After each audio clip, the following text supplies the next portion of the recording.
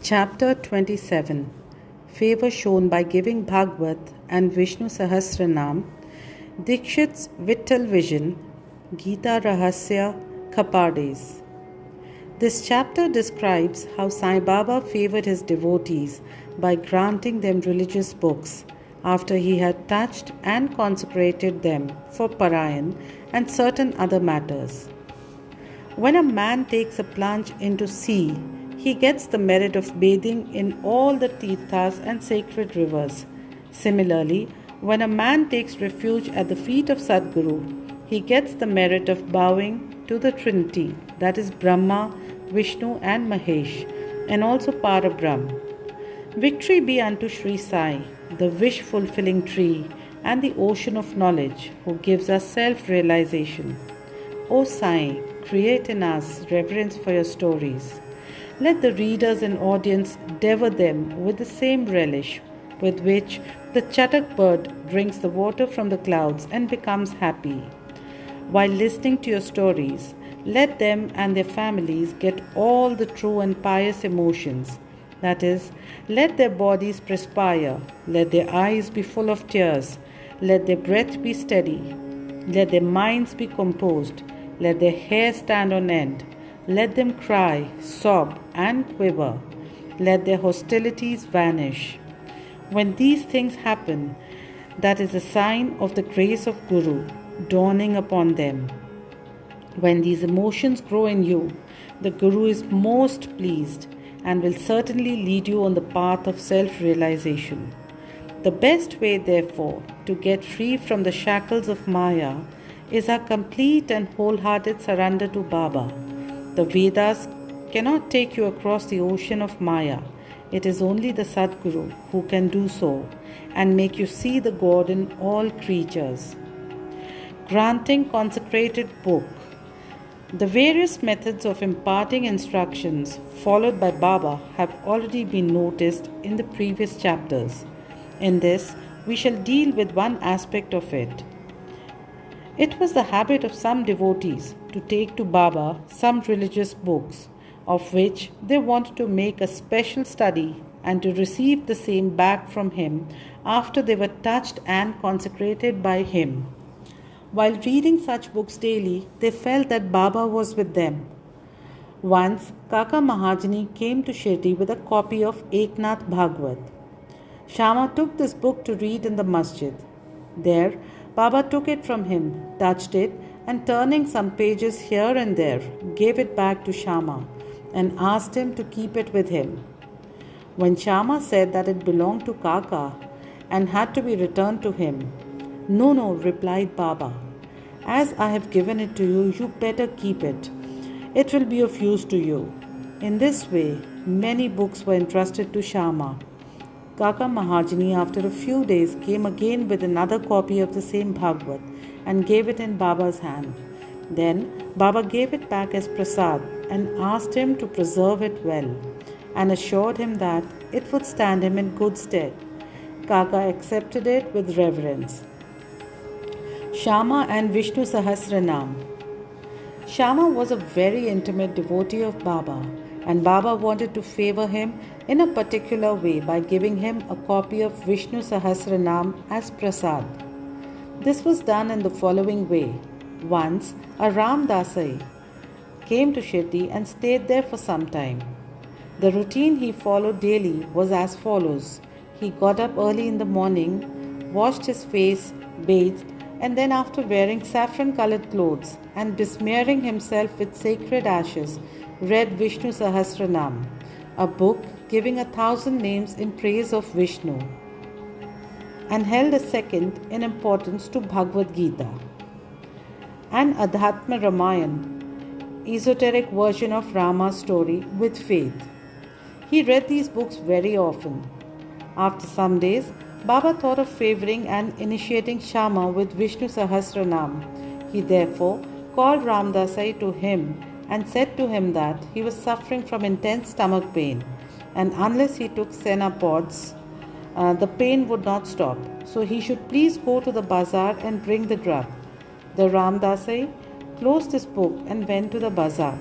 Then Baba came from his seat to Ramdasai's place of reading and took out the copy of Vishnu Sahasranam. And after coming back to his seat, said to Shyama, Shyama, this book is very valuable and efficacious, so I present it to you. You read it.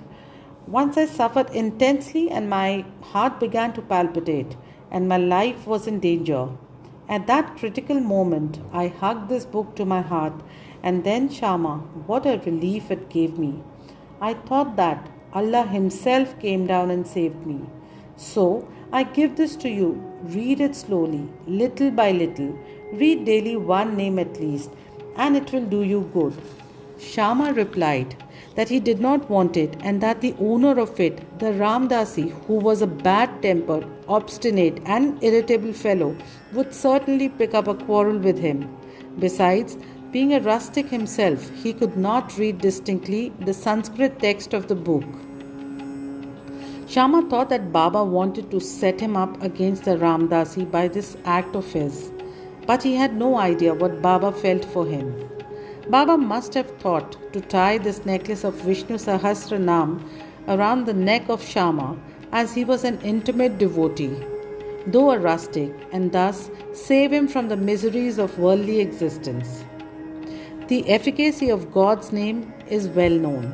It saves us from all sins and bad tendencies, frees us from the cycles of births and deaths.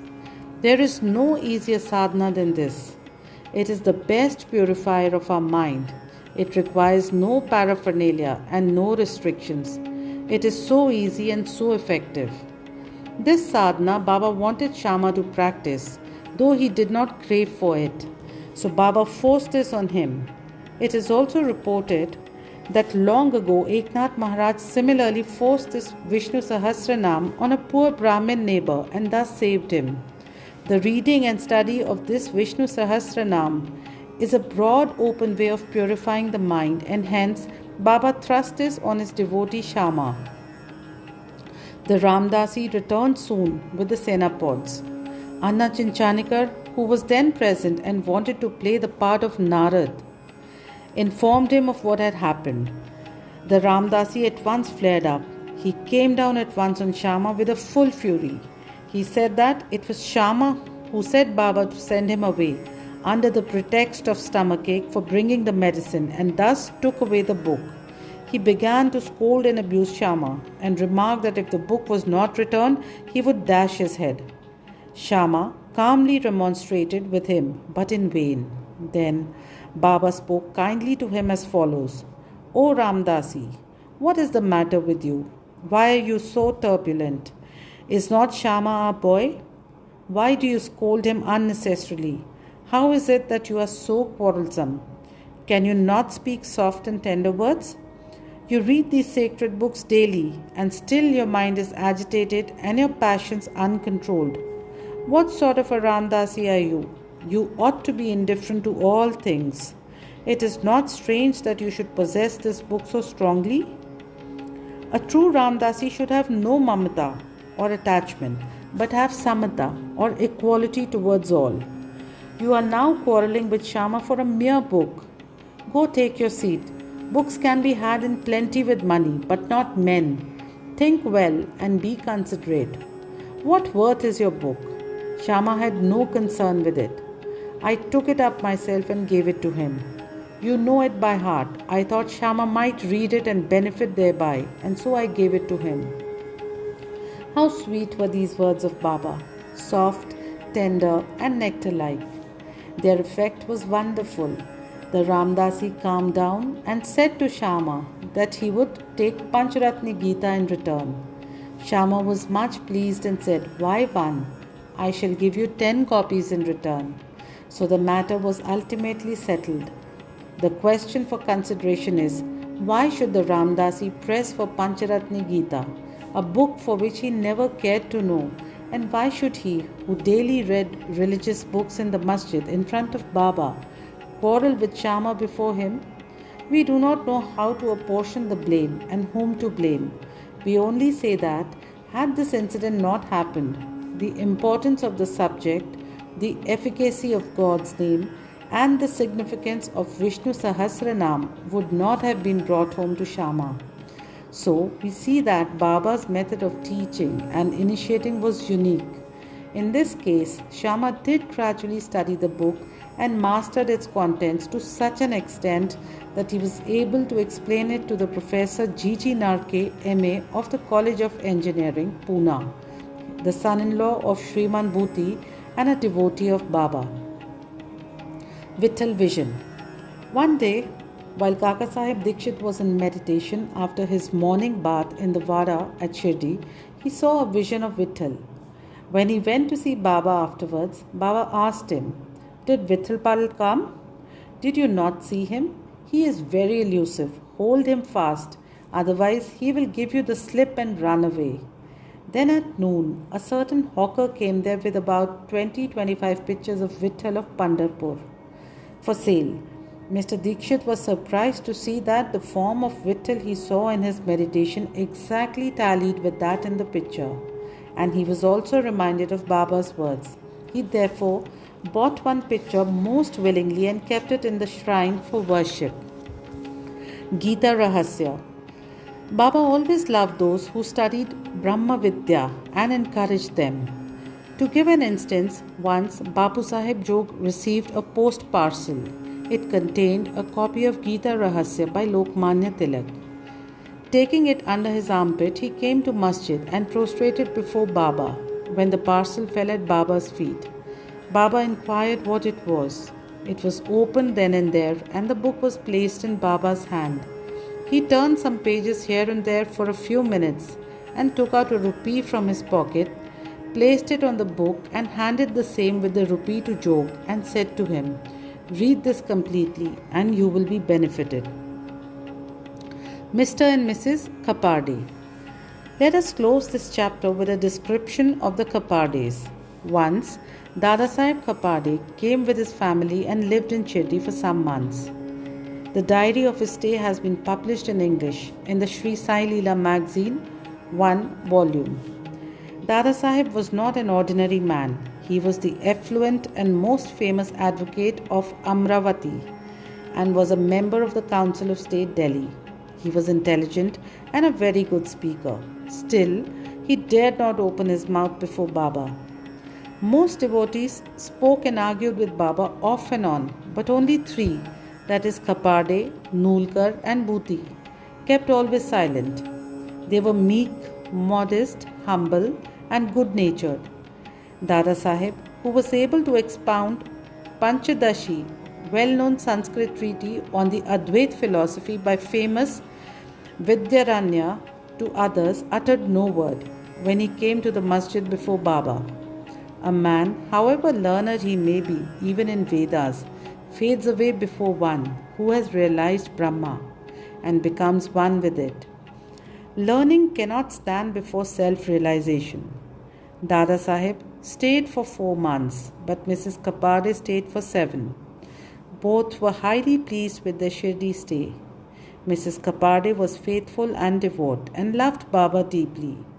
Every noon she brought Nivaidya herself to the masjid, and after it was accepted by Baba, she used to return and take her meals. On seeing her steady and firm devotion, Baba wanted to exhibit it to others. One noon she brought a dish containing sanza, puri, rice, soup and kheer and other sundry articles to the masjid. Baba, who usually waited for hours, got up at once, went up to his seat and removing the cover from the dish, began to partake of the things zealously. Shyama then asked him, "Why this partiality? At times you throw away dishes of others and do not care to look at them, but this appeals to you earnestly. Why is the dish brought by this lady so sweet? This intrigues us." Baba then explained, "This food is really extraordinary. In former birth this lady was a merchant's fat cow, yielding much milk. Then she disappeared and took birth in a gardener's family, then in a Kshatriya family and married a merchant. Then she was born in a Brahmin family. I saw her after a very long time. Let me take some sweet morsels of love from her dish." After saying this, Baba did full justice to her dish, washed his mouth and hands and belched out as he was fully satisfied and resumed his seat. Then she bowed down and began to shampoo Baba's legs, and he began to talk with her and knead her arms, which were shampooing his legs.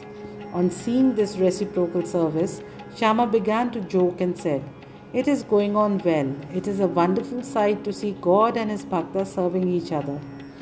After being pleased with her sincere service, Baba asked her in low and fascinating tone to chant Raja Ram, and then and always, and said, "If you do this, your life's object will be achieved, your mind will attain peace, and you will be immensely benefited." To persons unfamiliar with spiritual matters, this might appear as a polite gesture, but really it was not so. It was a case of what is technically called Shaktipat, that is, transference of power from the Guru to the disciple. How effective were Baba's words! In an instant, they pierced her heart and remained there. This case illustrates the nature of the relations that should subsist between the Guru and the disciple. Both should love and serve each other at one. There is no distinction nor any difference between them. Both are one, and one cannot live without the other. The disciple, placing his head at Guru's feet, is a gross or outward vision. Really and internally, they are both one and the same. Those who see any difference between them are yet unripe and not perfect. Bow to Shri Sai, peace be to all.